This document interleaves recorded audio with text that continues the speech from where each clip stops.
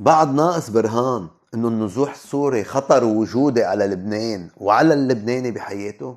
مش يعني كل النازحين مجرمين، في لبنانيين مجرمين، بس لما دولة بيزيدوا عدد الغرباء فيها 50% عن عدد شعبها ترتفع فيها الجريمة بنفس النسبة، وبتتضاعف إذا هالزيادة اجت نتيجة ظلم جماعي بحقهم، من دون ما نحكي عن قدرة استغلالهم سياسيا أو أمنيا أو عسكريا لا سمح الله.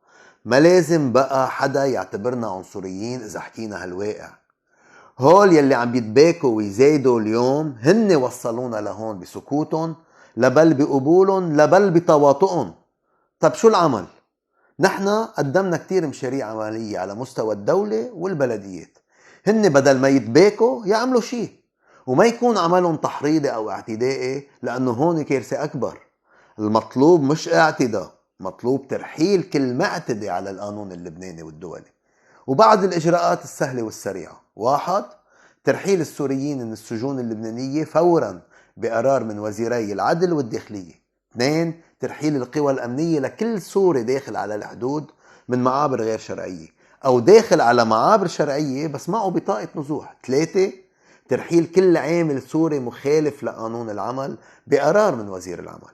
4. نزع صفة نازح ووقف مساعدة كل سوري غير مطابق لشروط النزوح بقرارات من الداخلية والشؤون الاجتماعية وبالتعاون مع مفوضية اللاجئين، وإلا اتخاذ إجراءات بحقها بحال رفضت. 5.